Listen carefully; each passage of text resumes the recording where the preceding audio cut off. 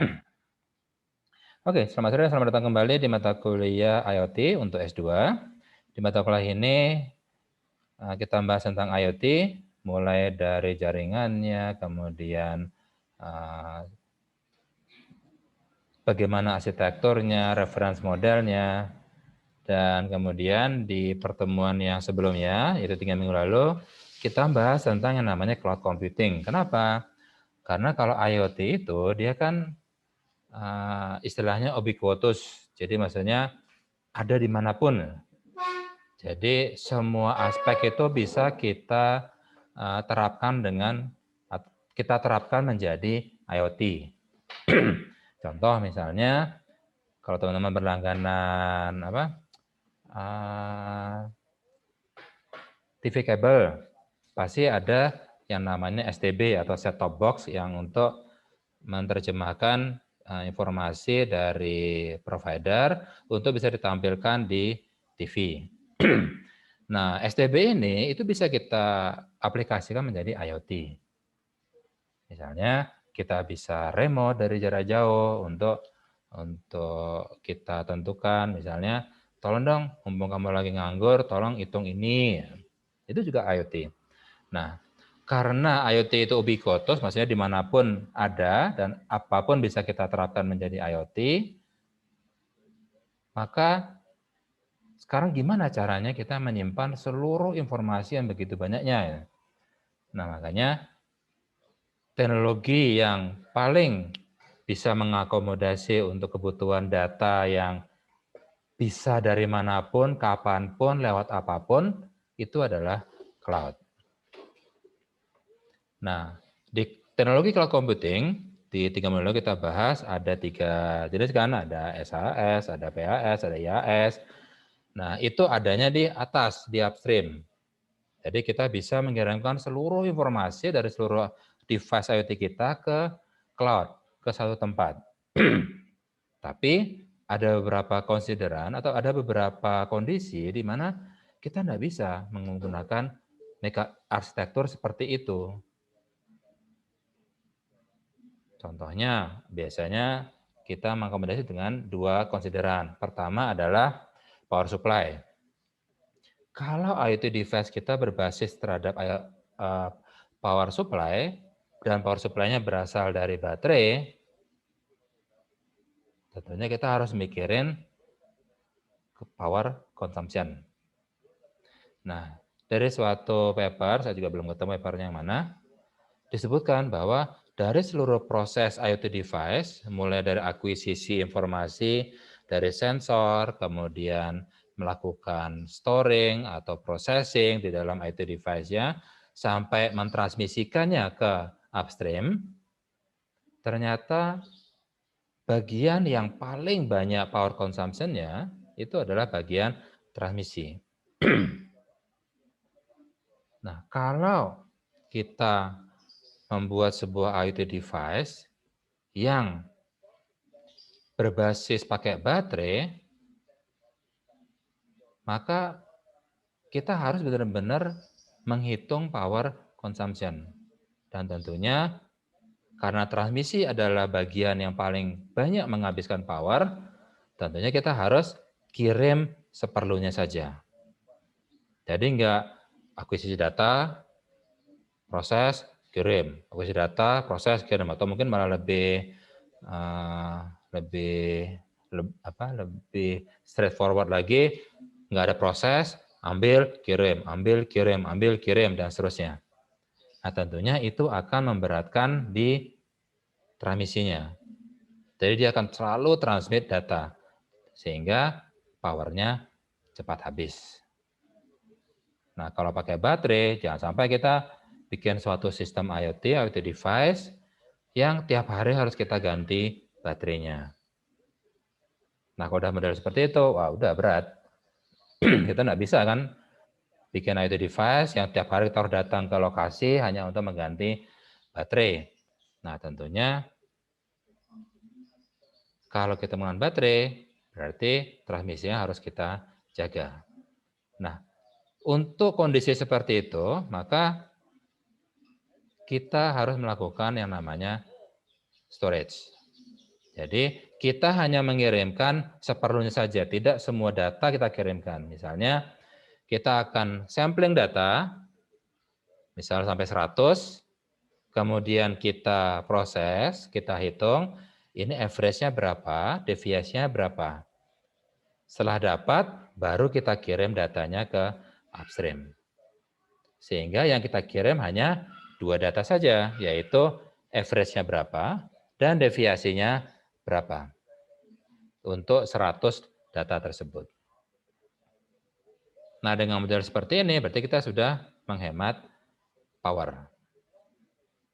Nah, ada konsideran kedua kapan kita melakukan fog computing, yaitu pada saat transmisinya itu bandwidth-nya sangat kecil. Jadi kalau bandwidth sangat kecil, ya jangan kita paksain untuk ngirim data terus. Habis bandwidth-nya. Modelnya ya sama kayak tadi. Capture sampai 100. Proses, kalkulasi, komputasi, hitung berapa average-nya, berapa deviasinya, kirim. Sehingga dikirim hanya 2 data saja, average dan standar deviasi. Nah, dengan hal ini kita sudah menghemat bandwidth. Nah, karena kita tidak hanya sekedar mengirimkan data, tapi juga melakukan komputasi di IoT device, di sini kita sudah membahas yang namanya fog computing. Cuma seperti bahasan kita 3 minggu lalu, ada 2 persepsi bahwa fog computing itu adalah komputasi yang tidak dilakukan di awan.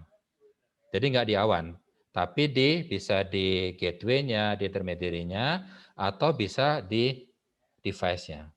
Itu disebut sebagai fog computing. Tapi ada juga yang bilang, oh itu berbeda. Kalau dia di gateway, itu baru namanya fog computing. Jadi tengah-tengah, karena dia disebut sebagai fog, jadi kayak kabut. Kita tidak tahu ada apa saja di dalam kabut itu. Yang penting di sana kita melakukan fog computing. Tapi device-nya dia tidak melakukan komputasi. Dia cuma capture, kirim. Capture, kirim. Capture, kirim. Di gateway-nya, di tengah-tengah ini, di intermediary device-nya, baru dia dilakukan komputasi. Nah, itu disebut sebagai fog computing. Dan yang di sini, kalau dilakukan di IoT device, itu beda namanya. Itu namanya bukan fog computing, tapi edge computing. Jadi ada 2 konsep yang bilang, kalau di end device, di IoT device sama di IoT gateway, itu sama-sama fog computing. Tapi ada yang bilang, itu beda. Fog computing di gateway-nya, kalau di device itu namanya edge computing. Tapi ya terserahlah, yang penting kita kalau bilang fog computing, ya pokoknya tidak di cloud gitu. Ya. Nah, jadi ada 2 konsideran kapan kita memilih fog computing ketimbang cloud computing. Yaitu pertama, konsiderannya adalah power supply, power consumption. Yang kedua adalah bandwidth. Nah, makanya sekarang kita akan membahas tentang fog computing. Tapi kita nggak bahas tentang komputasi dalamnya. Gimana caranya kita membuat sistem komputasi yang dia efisien. Enggak, kita enggak bahas ke situnya. Yang kita bahas adalah, tadi kita sudah sebutkan bahwa komponen terbesar dari power consumption itu adalah transmisi. Jadi, yang kita bahas sekarang adalah transmisinya. Gimana caranya kita bisa menentukan transmisi yang sesuai untuk suatu kondisi. Oke. Jadi, di sini kita bahas tentang fog computing. Cuma bukan computingnya yang kita bahas, tapi transmisinya.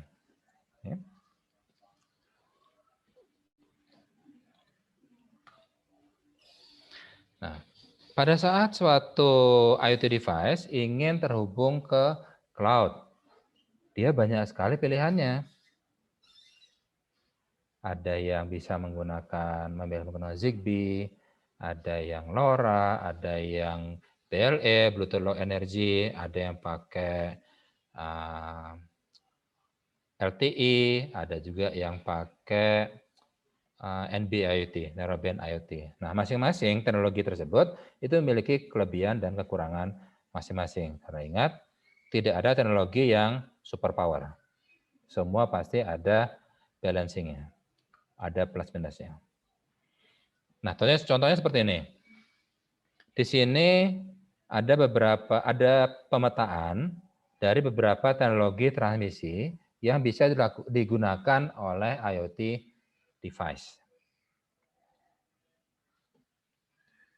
Konsiderannya hanya dua kalau di sini, yaitu throughput dan jarak.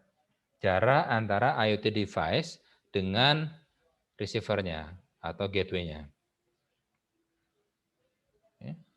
Nah, kalau kita banyak yang bilang, dah pakai LoRa aja, bagus, dia namanya juga sudah LoRa, long range, jadi bisa jaraknya jauh banget. Memang jaraknya jauh banget. Kalau dilihat dari sini, LoRa yang blok ini, dia bisa sampai 8, ya kurang lebih sekitar 8 km. Bahkan kalau menurut datasheet-nya, speknya, itu katanya bisa sampai ratusan kilometer. Lebih dari 100 km. Nah, tapi di sini dipetakan dia ada di range sampai 8 km. Cuma masalahnya kalau kita menggunakan LoRa, data yang bisa kita transmit ternyata kecil, hanya 1 kbps saja. Jadi kalau misalnya data hasil pengukurannya, data yang di-capture itu hanya kayak pH air, kemudian kecepatan air, kemudian keasaman air, keasaman itu pH ya. Terus misalnya tingkat kebeningan air atau salinitas air atau lainnya. Nah, itu bisa menggunakan LoRa. Karena ya sekali capture data itu kan paling cuma sekitar beberapa byte. Paling cuma 2 sampai 4 byte saja. Nah, kalau cuma 2 sampai 4 byte dan kita hanya mengukur pH, terus apa lagi, kecepatan air, terus apa anggaplah sampai 10. Masing-masing cuma 4 byte. 4 kali 10 cuma 40 byte saja. Sementara kita bisa menaruh 40 byte tadi, kita bisa kirimkan lewat LoRa jadinya. Apalagi LoRa 1 kilobit per second kan. Berarti kita bisa masang IoT device bisa sampai banyak. Bisa sampai puluhan. Agar bisa mengakomodasi, karena bisa mengakomodasi sampai 1 kilobit per second. Tapi kalau datanya misalnya berasal dari autonomous CCTV. Jadi bahasanya kalau CCTV biasa itu kan biasanya ada kabelnya kan. CCTV ada kamera, terus ada kabel buat power dan juga ada kabel buat data. Oke lah, kabel datanya kalau karena ini mau dipasang di pohon untuk melihat situasi kota, kabel datanya langsung disambungkan dengan LTE misalnya. Jadi langsung dikirimkan lewat kayak HP. Tapi power supply-nya gimana? Gimana cara kita pasang kabel listrik terus pasang sampai ke pohon? Kelihatan kan? Ada kabel ke pohon. Wah, itu ada CCTV, kelihatan jadinya. Kalau kita pinginnya CCTV-nya enggak ketahuan. Nah, kita berarti langsung mikir, wah berarti harus pakai baterai. Nah, udah pakai baterai, terus datanya juga lewat LTE, padahal gambarnya CCTV itu kan hasilnya video kan. Nah, video kan lumayan. Bandwidth-nya dia perlu gede banget. Biasanya sekitar paling kecil itu biasanya sekitar 320 kbps. Itu sudah yang videonya sudah kecil cuma segini. Sehingga kalau dia diperbesar ya udah jadi pecah. Nah, kan percuma kan kalau misalnya kita ingin mengawasi kota, terus tiba-tiba ada suatu tindak kejahatan, terus kita ambil rekamannya, terus rekamannya kita zoom, ya cuma kelihatan orang pakai baju, pakai helm, naik motor, terus bawa parang, tapi plat nomornya nggak kelihatan. Boro-boro, mukanya nggak kelihatan, plat nomor juga nggak kelihatan. Ya.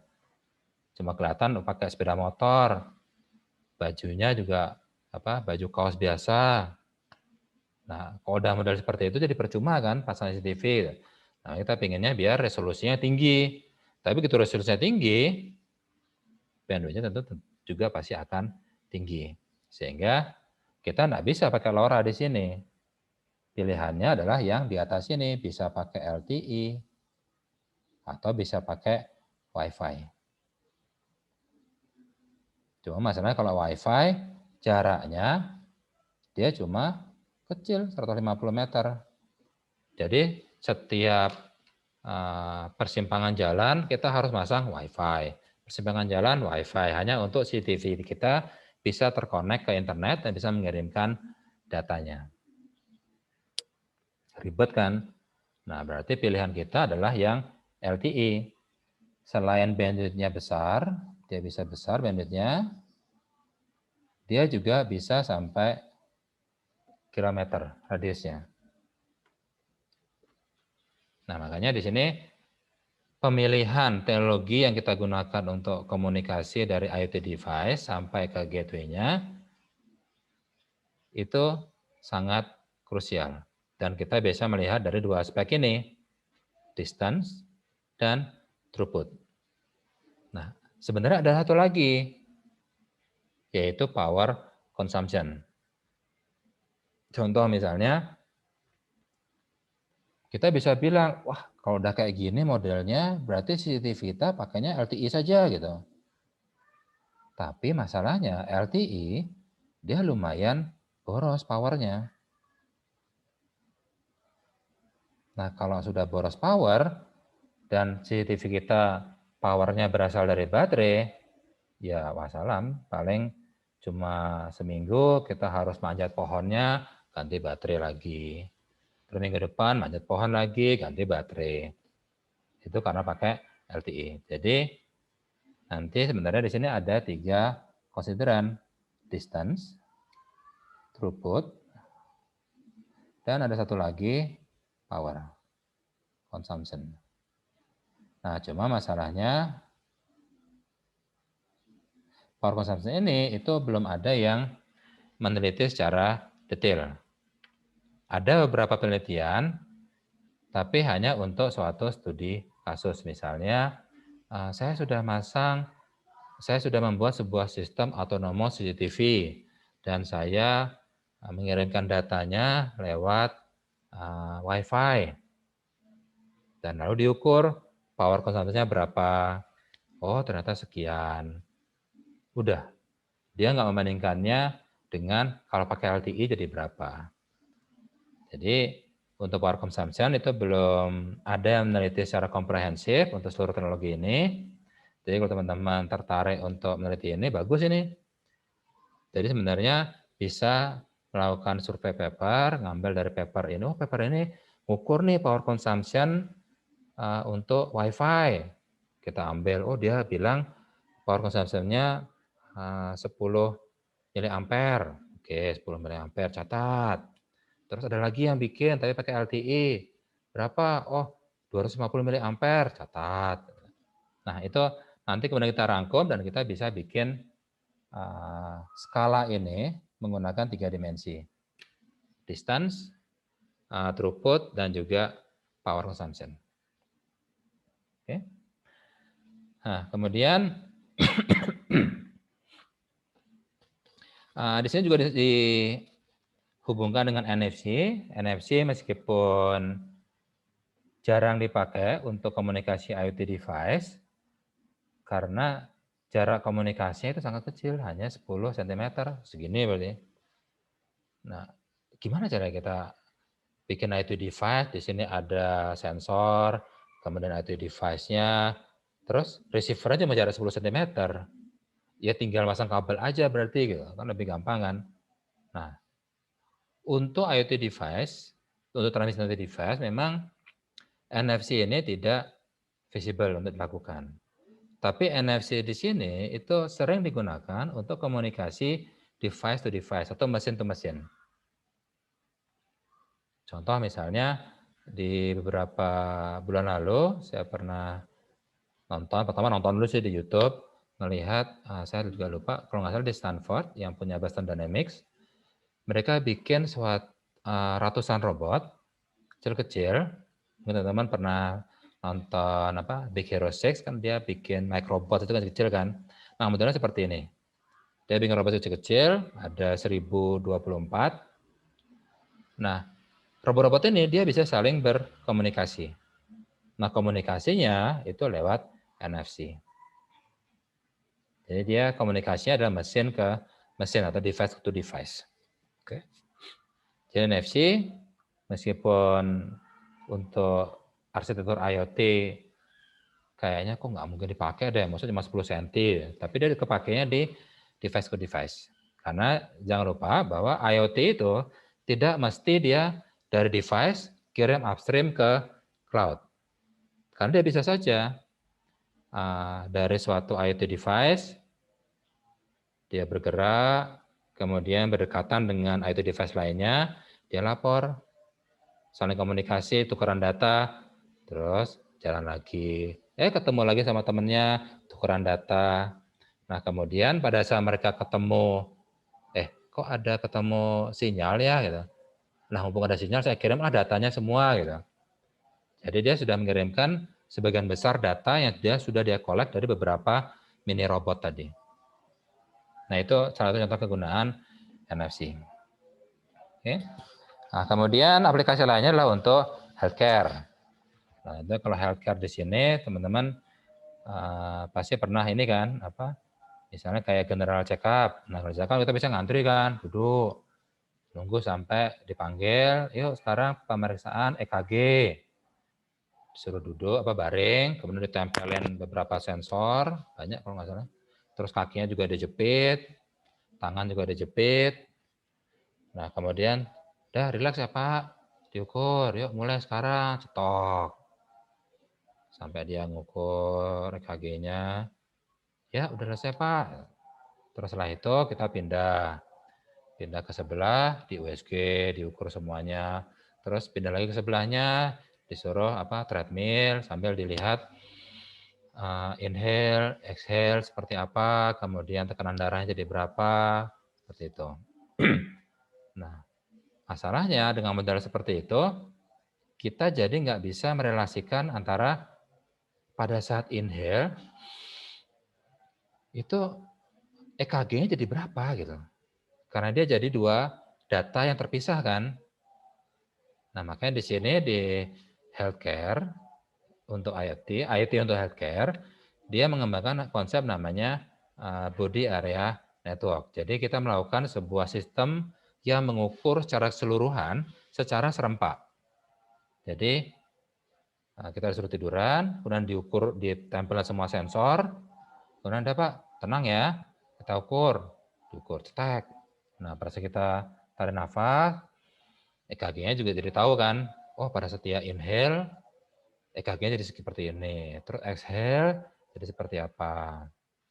Dan semua itu diukur dalam saat yang bersamaan. Sehingga korelasi antar datanya dia jadi tersedia. Kita jadi bisa melihat, oh pada saat exhale kok jadi seperti ini ya grafiknya. Gitu. Nah, itu yang disebut sebagai body area network. Jadi kita menggunakan IoT, kita pasangin sensor, sensornya nggak pakai kabel lagi, tapi sudah ditempel, tempel, kita suruh tenang, kemudian diukur secara bersamaan, cetek.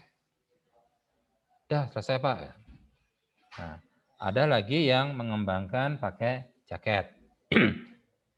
Nah, jadi di jaket itu dipasang semua sensor, kemudian orangnya disuruh pakai, kemudian di strap biar keras ininya, biar sensornya bisa mengukur. Dan kemudian dah Pak, tenang, diukur ya Pak, cetek. Dah selesai Pak. Ya. Jadi kita tidak perlu lagi masangin kayak kabel-kabel atau masang sensor, jadi langsung pakai baju aja. Nah, kalau yang pakai baju ini, dulu Bu Ida itu pernah ngerjain proyek terkait dengan jaket untuk body area network. Targetnya adalah untuk orang-orang yang sudah ya punten jompo.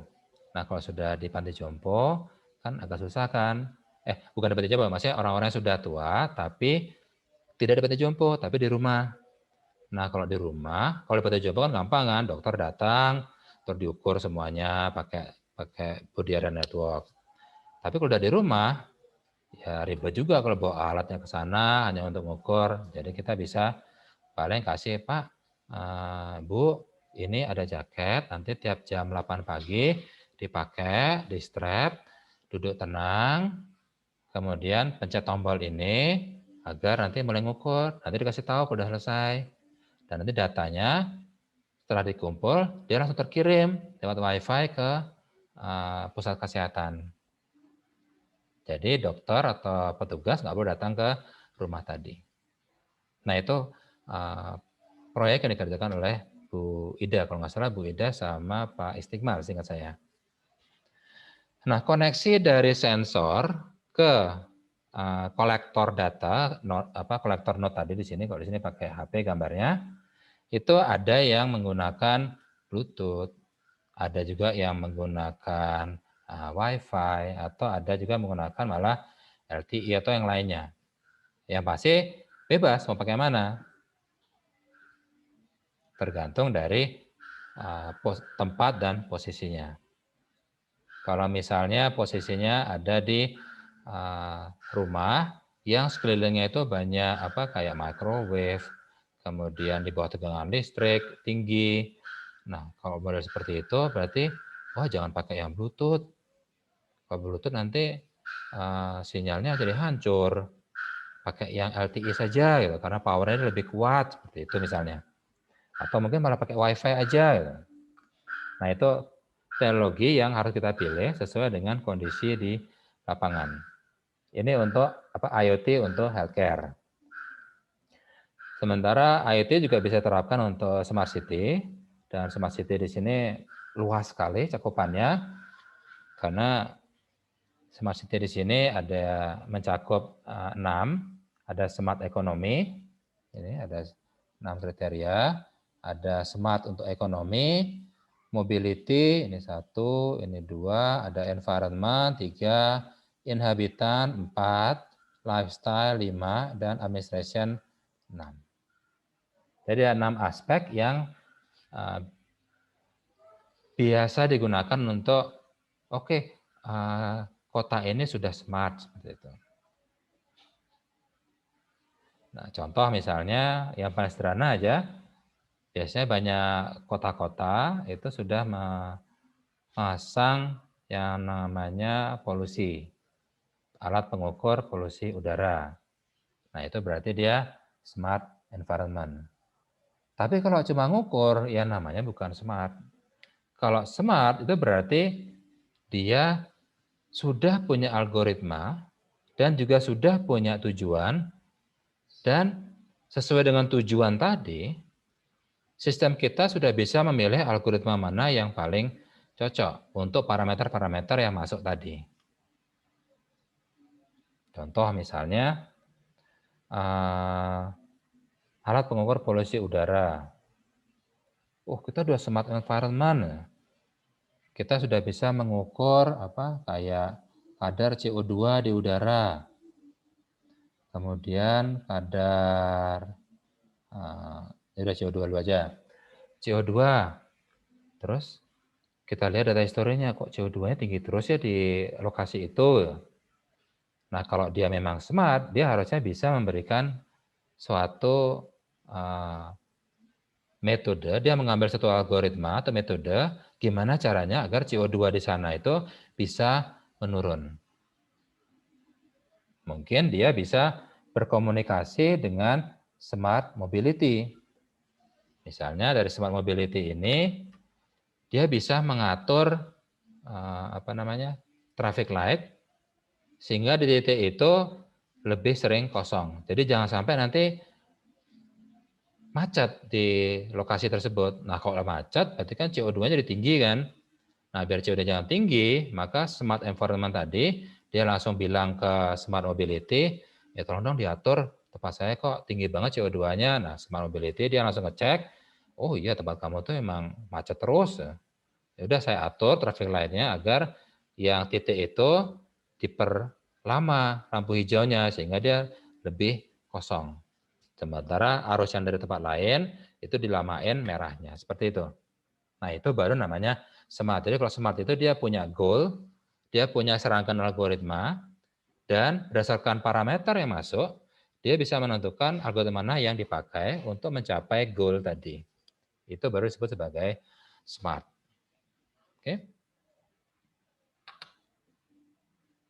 Dan di smart city itu biasanya kita juga mengakomodasi yang namanya 3 layer. Kalau kita mau membangun smart city, pertama adalah infrastruktur kotanya itu juga harus mensupport untuk smart. Jadi kayak misalnya transportasinya, traffic light-nya, dia sudah bisa diatur enggak ya? Jangan sampai nanti untuk ngatur yang ini lampu hijaunya jadi lebih lama ya, yang itu lampu merahnya lebih lama ya. Ternyata nggak bisa, karena sudah dipatenkan di dalam sistemnya. Nah kalau udah seperti itu, udah nggak bisa smart lagi di titik itu.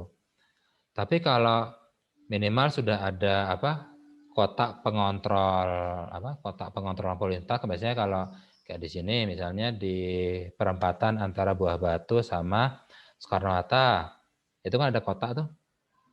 Biasanya ada polisi berdiri di sana, tangannya satu, pandangannya ngelihat ke trafik, tapi tangan satunya lagi dia masuk ke dalam kotak itu. Nah, kotak itu benar dia ngendaliin. Ngelihat dari sana, wah dari sana kok panjang banget ya macet ya. Dilamain sama dia hijaunya. Sampai ada hampir kosong, baru dipindahin. Sana sekarang yang hijau. Nah itu berarti dia bisa ngatur. Nah kalau modelnya seperti itu, berarti dia secara infrastruktur, berarti sudah bisa dia dikontrol, bisa diatur. Cuma ya jangan polisi. Langsung misalnya tercentralize minimal. Atau lebih bagus lagi kalau dia sudah decentralized. Jadi kota itu dibikin smart. Dia dipasangin CCTV untuk melihat, wah yang dari arah lebih panjang kok panjang banget ya gitu. Sementara yang dari arah Buah Batu pendek gitu. Udah yang dari arah Buah Batu merahnya dilamain, jatah hijaunya dikasih ke yang dari arah lebih panjang. Sehingga yang lebih panjang dia lebih lama hijaunya sehingga lebih kosong. Nah itu diatur secara otomatis. Nah kalau infrastruktur kotanya sudah bisa mensupport smart, baru kita bahas connectivity-nya gimana. Ini sudah level 2-nya. Bisa nggak kita ngontrol box pengatur lalu lintas tadi? Gitu. Kalau nggak bisa, udah desentralis saja. Kita pasang satu sistem cerdas di sana, sehingga dia bisa mengelola traffic light sendiri. Tapi kalau bisa kita kontrol, udah kita pusatkan aja. Sehingga nanti kita masuk ke layer 3-nya. Ada manajemen platform. Jadi ada yang command center yang bisa mengelola secara otomatis. Jadi kita cuma ngelihat aja. Jadi dia bekerja otomatis, dia bisa ngelihat, oh itu macet, kasih hijau yang lama. Seperti itu. Itu sudah level manajemen platform. Nah ini biasanya dilakukannya di command center. Oke. Nah sekarang kita coba bahas yang paper. Di paper ini 3 minggu lalu kita bahas masih tentang di IoT reference model kan. Ada layer fisik, ada layer data link, ada layer network, transport, mirip seperti yang 7 layer OC. Cuma di atasnya transport, kalau 7 layer OC kan dia ada session dan presentation kan. Nah kalau di sini dia langsung aplikasi.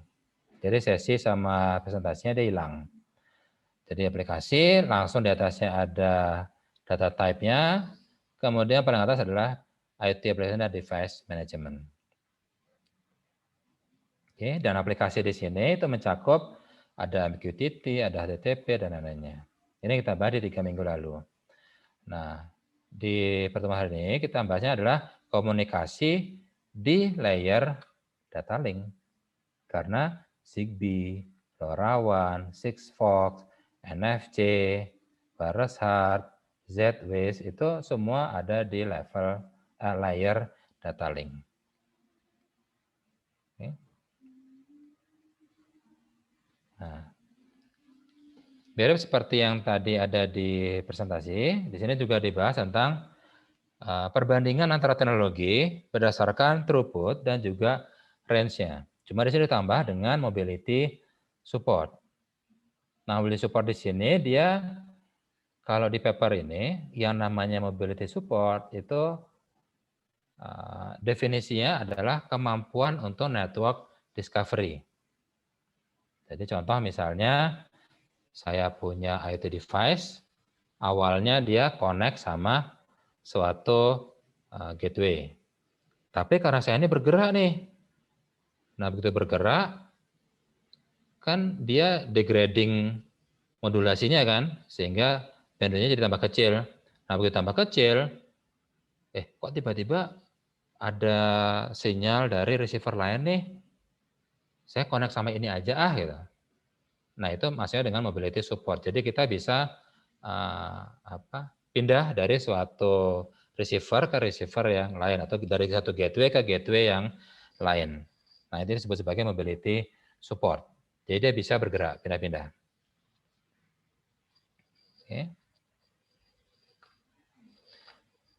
Nah di sini dibilang hampir semua itu bisa mobility support. Jadi kayak NFC, Bluetooth, Wi-Fi udah pasti ya kita bisa bergerak dari sini ke kamar sebelah, tetap bisa connect. Tapi begitu pindah ke rumah sebelah, ya kita harus cari Wi-Fi yang lain. Nah itu dia network discovery, maka di sini mobility support itu ada juga di Wi-Fi. Nah di sini kita lihat, misalnya Narrowband IoT, keren banget nih, range-nya bisa sampai 20 km. Tapi kalau LoRa cuma dibilang 14 km ya, gitu. Padahal katanya bisa sampai 100 km. Nah, di NB IoT, di sini kita harus sedikit teliti. Sebenarnya dimunculkan di angka-angka di sini, dia adalah angka maksimumnya. Misalnya, NB IoT throughput-nya mencapai 200 kbps. Tapi throughput ini tidak tercapai kalau range-nya sampai 20 km. Ini adalah range maksimumnya. Jadi kalau mau throughput-nya 200 kbps, ya range-nya nggak bisa sampai segini. Dan kebalikannya juga demikian. Kalau range-nya mau segini, ya throughput-nya nggak bisa sampai segini. Kecil banget pasti throughput-nya. Gitu. Karena dia ada mekanisme downgrading modulasi. Sama seperti Wi-Fi. Kita kalau semakin jauh dari access point, kita jadi merasa, kok jadi lambat banget ya. Gitu.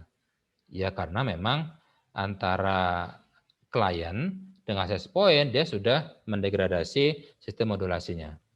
Menjadi yang throughput-nya paling kecil. Itu sebagai contohnya. Nah, kemudian di sini ada beberapa aplikasi IoT dan teknologi yang biasa digunakan. Contoh misalnya otomasi industri. Nah, ini biasanya ada suatu pabrik, satu gedung, di dalamnya terbuka, jadi nggak ada lantai-lantai-lantai. Kita tinggal pasang satu receiver dan setiap titik dipasangin IoT device. Makanya dia jadi loss runner site. Sehingga range-nya cukup 10 meter sampai 50 meter. Dan biasanya kita menggunakan teknologinya adalah yang LoRa, Zigbee, Wireless HART, dan lainnya. Nah, kita perhatikan di sini ada smart metering juga. Smart metering pasti teman-teman sudah pernah dengar. Jadi kayak PLN, itu di meteran listriknya. Nggak perlu lagi petugas datang, nyatet. Sudah berapa penggunaan hari ini, minggu ini atau bulan ini, kemudian datang ke kantor pusat, catat. Untuk nomor pelanggan ini, meteran ID-nya sekian, penggunaannya sekian ya. Gitu. Nah, kalau smart metering udah nggak gitu.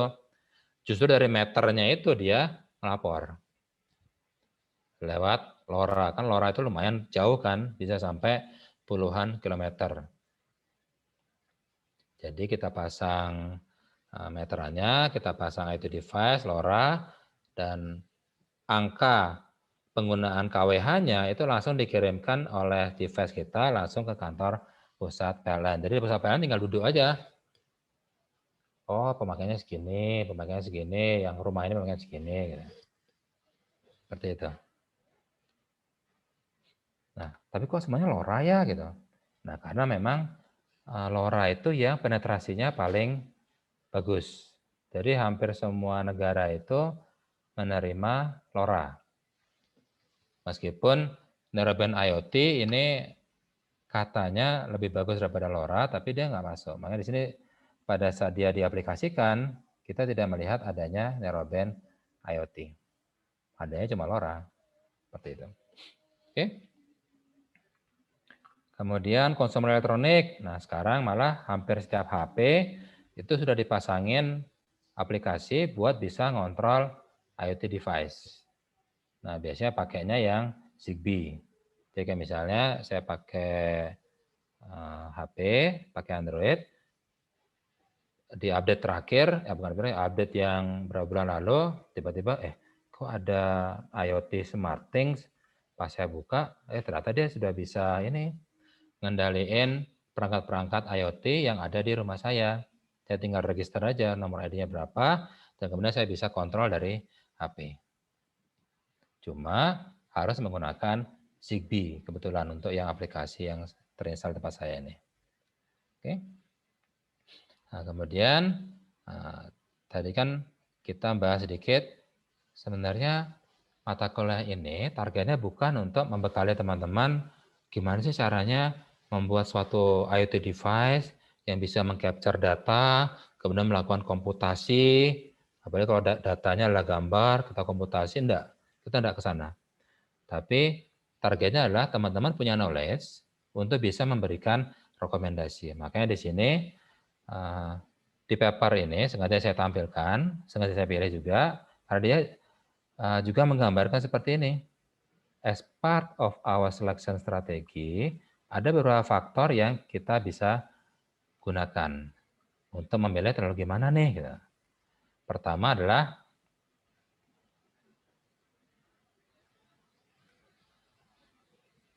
aplikasinya itu pakai apa?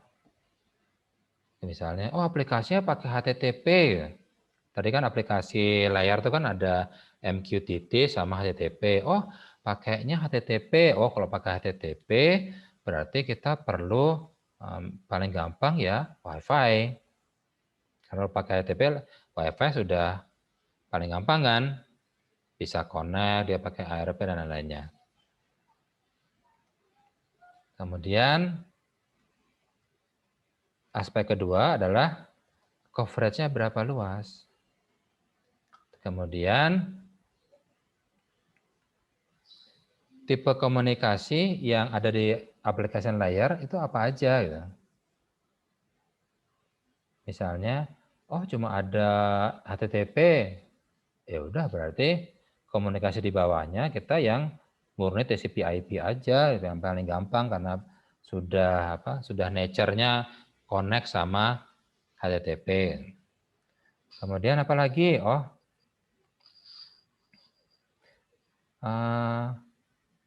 Riset-riset sebelumnya sudah bahas apa aja? Yang dibahas itu WiFi. Apalagi di sini udah ada access point, ya udah akses pakai WiFi aja gitu. Kemudian knowledge dari karyawannya itu familiar dengan yang mana? Wah, kalau namanya teknologi ya paling familiar pasti pakai WiFi. Semua sudah tahu gimana cara connect ke access point dan gimana cara ngetes. Misalnya kok nggak bisa connect ya? Ya udah berarti karena secara technical knowledge karyawan-karyawannya lebih familiar dengan WiFi, itu kita pilih WiFi aja. Nggak usah maksain, harus pakai LoRa kayak gitu. Kemudian adoption rate dari protokol yang mau dipilih tadi. Misalnya tadi katanya Narrowband IoT itu lebih bagus loh, udah pakai Narrowband IoT aja. Ya. Tapi begitu diinstal, oke jalan bagus, tapi beberapa bulan kemudian tiba-tiba ada error, bingung gitu. Kok nggak ada supportnya gitu. Karena emang nggak ada yang support Urban IT kalau di Indonesia, seperti itu misalnya. Jadi adoption rate-nya kita juga perlu pertimbangkan.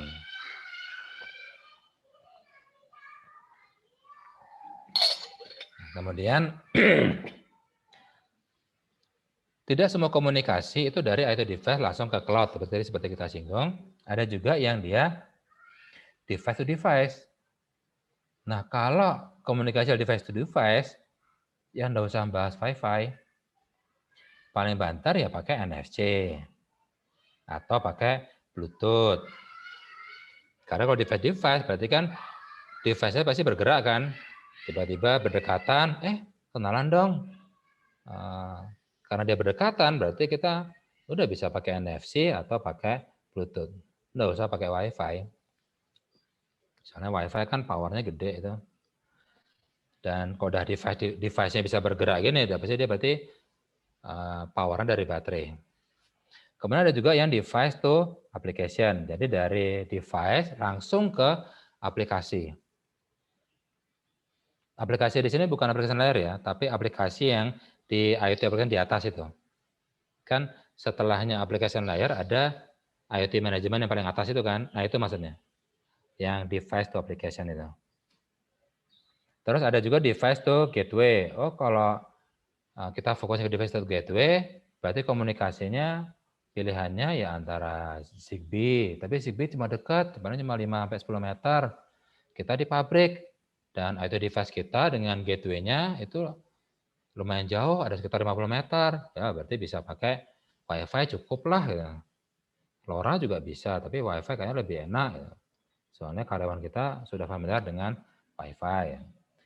Nah, terus kalau komunikasi menggunakan device itu cloud, jadi maksudnya dari IoT device langsung directly kirim data ke cloud. Jadi bisa juga kan? Nah, itu berarti komunikasinya pun juga harus kita pertimbangkan. Dia berbeda perlakuannya antara yang D2D, D2A, D2G, sama D2C. Oke? Oke, sampai sini saja. Ada pertanyaan? Oke, kalau nggak ada, kita cukup sampai sekian. Nanti rekamannya dan saya upload ke YouTube. Sorry Oke, Pak, terima mau kasih. nanya Ya. Pak. Oh, mau, silakan. Ya, terima kasih Pak. Jadi kebuka pikirannya sekarang. Soalnya kan memang saya lagi kebetulan di kebun kami sedang mau memasang sensor Pak untuk IoT Pak, kebetulan Pak. Seru nih. Nah, ya terus ini cuman kita agak repot Pak. Kebetulan kan kebun memang tidak ada sinyal internet nih Pak. Saya masih agak bingung mau pakai LoRa atau pakai apa Pak yang Arduino itu yang ESP ya Pak ya, ESP atau LoRa atau nah permasalahannya kan sinyal paling bisa dimanfaatkan itu kita pakai rencananya paling mau nggak mau harus pakai GSM Pak gitu Pak rencananya Pak. Nah kalau untuk kasus-kasus seperti ini kita harus berpikirnya apa ya Pak? Karena kan mungkin datanya kalau tadi Bapak jelaskan pakai LoRa cukup bisa karena kan data-data kecil ya.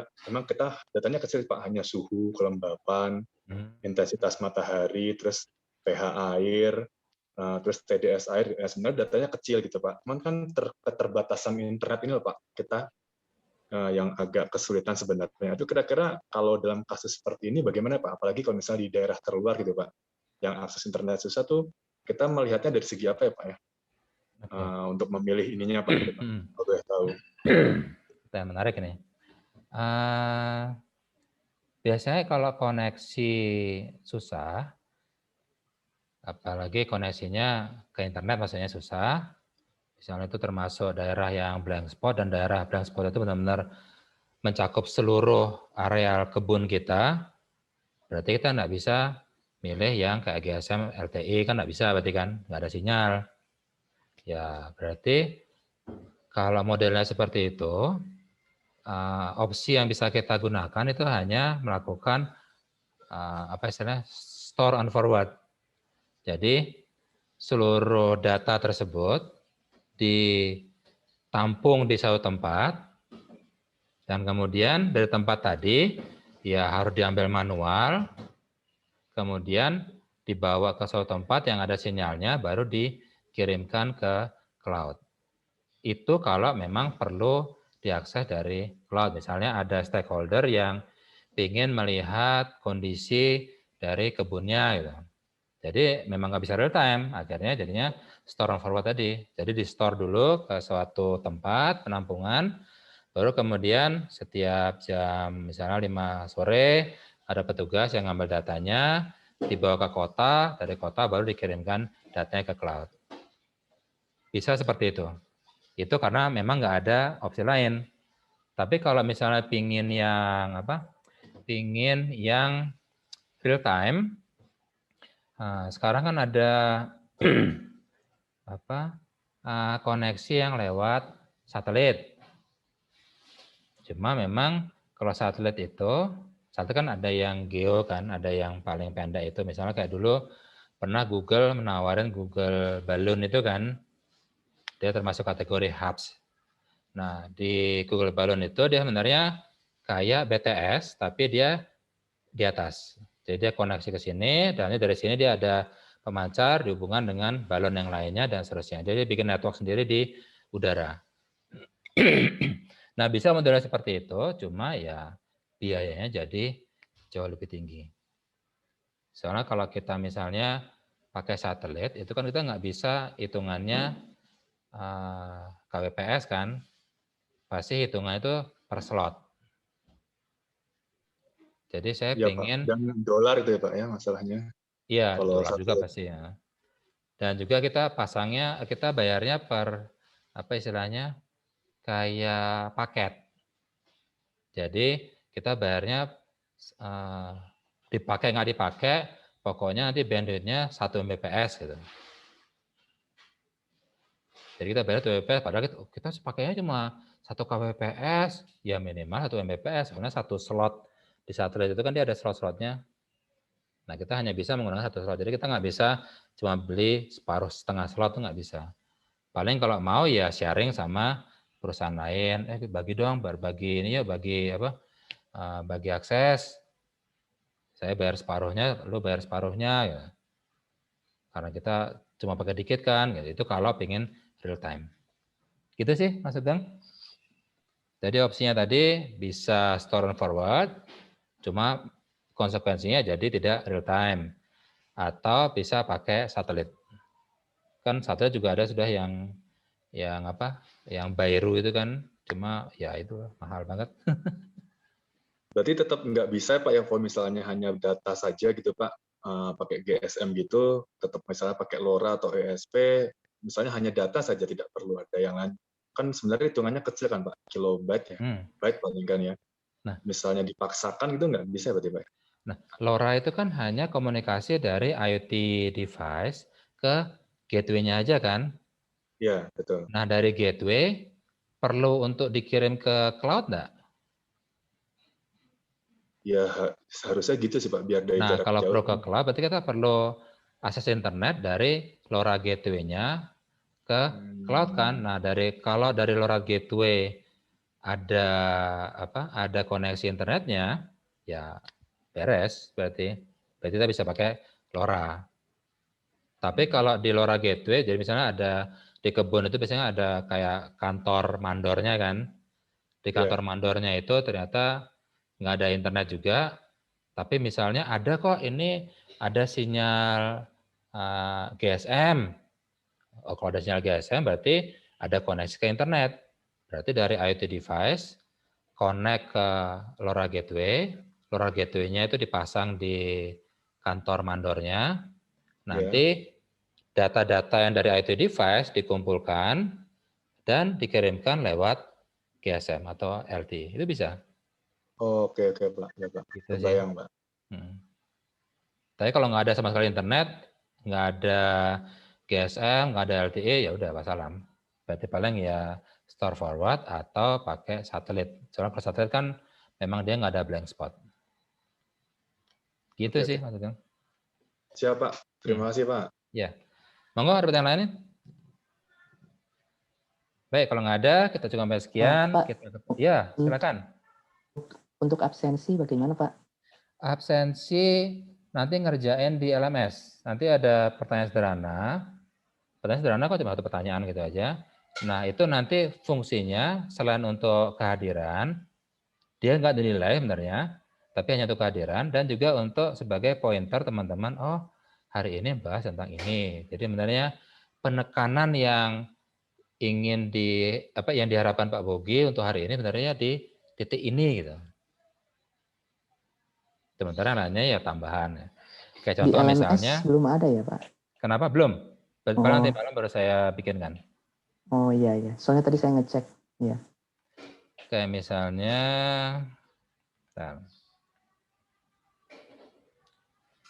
yang di modul 10 kan pertanyaannya adalah sebutkan protokol IoT di setiap layar sesuai dengan IoT reference model. Nah, itu fungsinya adalah agar teman-teman tahu positioning dari setiap teknologi. Kayak misalnya di sini kalau ada yang ngomong tentang NFC, oh NFC itu posisinya ada di sini, yaitu di data link.